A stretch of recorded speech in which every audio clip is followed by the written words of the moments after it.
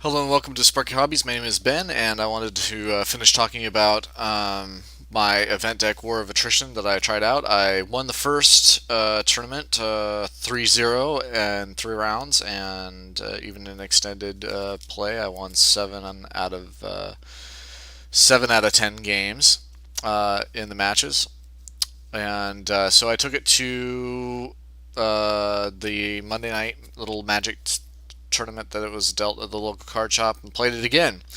My first match was against a deck running White Pump, and he actually got out the Mirren Crusader, and I was able to make a good trade between Porcelain Legionnaire and the Mirren Crusader. Got rid of that, and he did play Hero of Blade Hold, but really I was able to be fast enough to win. I did lose the second match.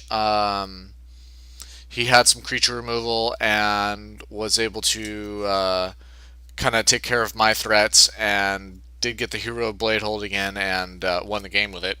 And so we ended up taking a lot of time with that match just to try to figure out blocks and everything. We were both pretty bad, and so we drew. We ran over time. We went 1-1. My second match was against uh,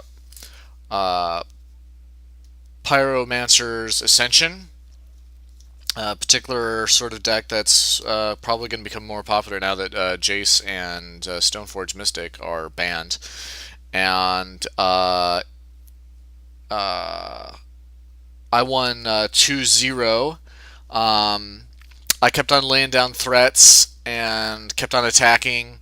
I So yeah, I played Porcelain Legionnaire and Elite Vanguard and Leonin Sky Hunter and basically everything that costs like 1 or 2. I did take out a copy that he got back with the Leonin Relic Warrior, but I just kept on playing threats and kept on attacking. And actually, what ended up happening is he used all of his other spells to basically take care of my other threats, and so when I started activating my Dread Sanctuary, I was able to avoid the Pyroclasm and just hit him for 4. And so yeah, I won. And then second game, I went into my sideboard, and I got the 4 copies of Core Firewalker, and I got the 3 copies of Celestial Purge, and didn't have any problem with Pyroclasm, Pyromaster's Ascension in the second game, just due to those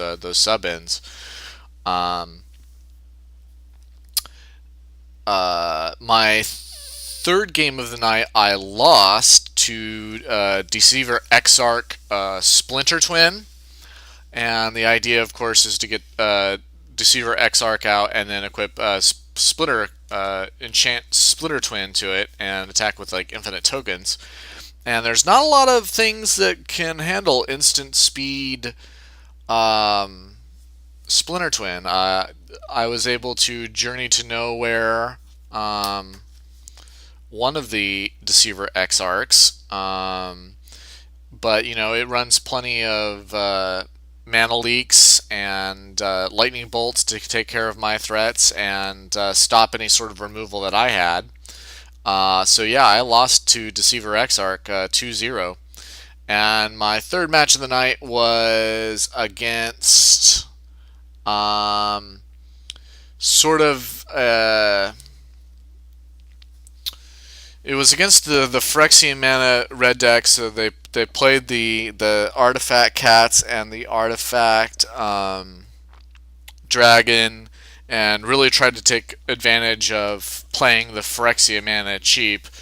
But with the Leonin Relic Warders and the Journey to Nowheres, I didn't have any problem taking out the artifacts.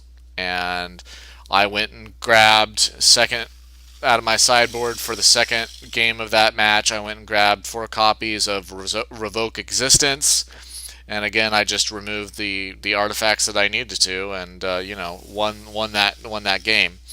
Um, my fourth match of the night was against another Pyromancer's Ascension deck, and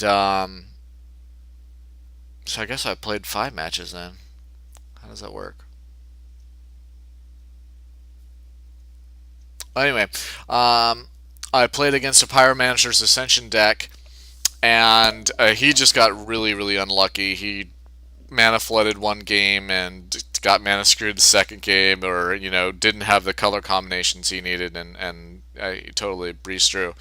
But I'd like to do a little bit of review about the deck. The mana curve is very aggressive.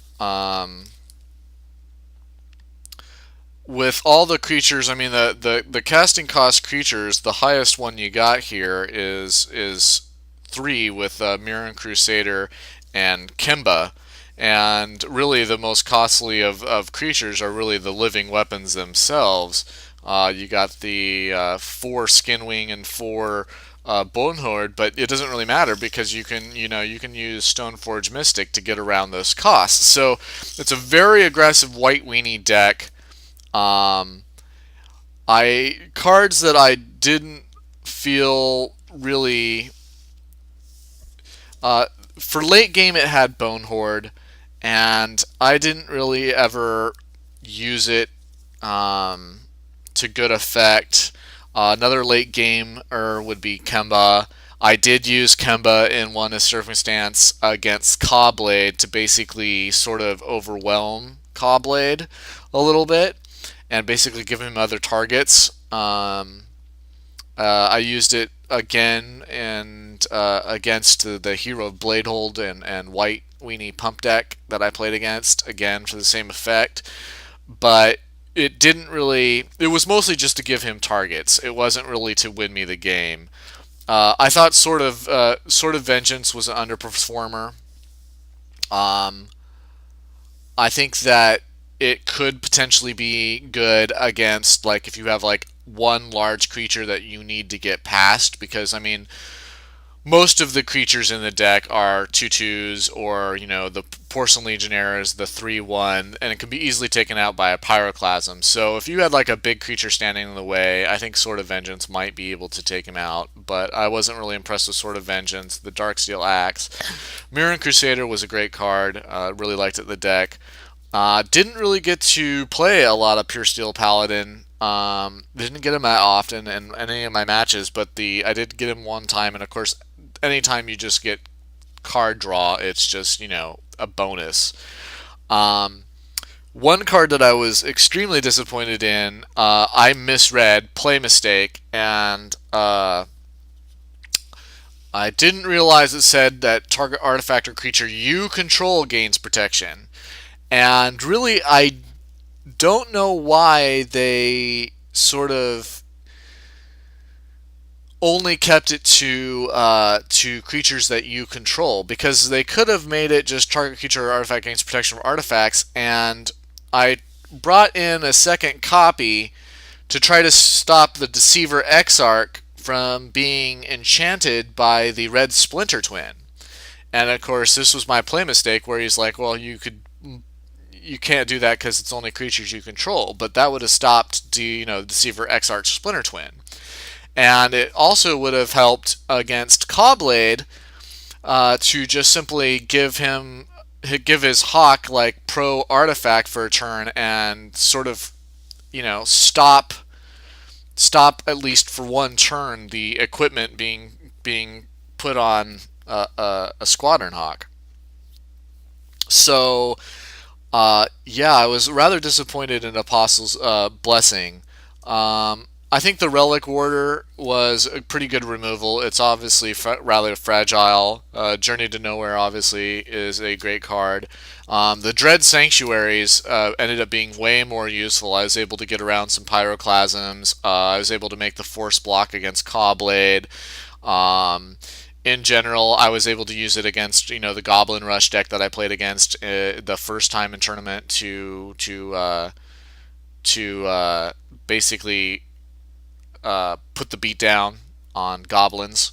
And yeah, so that ended up being a really good card. Obviously, I think the best card in the deck is the 3/1 First Striker. It really sets the tone for being an aggressive white weenie deck. I think the sideboard is very well equipped to handle red and black. I never felt like that I couldn't take them on. Uh, Gosh darn it. But when I did play my match against Infect, I didn't have any instant removal to really stop some of the shenanigans that I would have liked. I would have liked to have had creature removal, so when he played the giant growth on his Infector, I could have, stopped that. I did bring in during the Infect match. I did bring in a couple more copies of removal, the Arrest, to try to stop him, but Arrest, frankly, was just too slow for the Glistener Elf and also the 1/1 unblockable Infector. Uh, my review of the deck is actually very positive. I won the first tournament three matches, 3-0. Apparently, in the second one, I went 3-1-1. There were 5 rounds. I got third place, with a pre-constructed, so I would have won. Product had I bought in. And so, in general, like I think that if you are able to go and you're not playing against anything too serious, as far as I think that you can probably make it. I think that it's weak against the Infect and Splinter Twin, Deceiver X Arc Splinter Twin. But in general, I would have to totally, recommend this deck. It's got great value. For casual players, the Stoneforge Mystic is just beautiful. I'm very happy that it has Kemba Regent. I do have a couple decks that run a little bit more enchantment, so the Pure Steel Paladin and the Kemba, I'm looking forward to playing those in some other decks. And yeah, so I would have to definitely give this deck a thumbs up. I think it did great, and I was very surprised that the pre-constructed deck did as well as it could be. I mean, the event decks do have more rares than the normal pre-constructed deck, so it's a little bit more geared towards being able to handle it. But no way did I think that I was going to be able to beat Goblin Rush and Cobblade. I was very surprised, and I talked to a guy the following week, and he's just like, "Oh, you must have got really lucky against Cobblade," and no, I think I was pretty lucky against the Pyromancer's Ascension decks actually, but the Cobblade deck actually, I took care of several threats both games. Even the game that I lost, I took care of 3 or 4 threats. It just I couldn't deal with Batterskull. So I didn't answer one threat and I lost the Batterskull. But in general, I actually think that this deck is okay equipped. I think that Cobblade obviously is the better deck, but and my Cobblade opponent didn't run any sort of mass removal what's the Wrath of God, Day of Judgment, yeah. So it didn't run mass removal, but usually Cobblade doesn't need to. So anyway, that's it. Review for the deck is positive, and thank you for watching. Take care.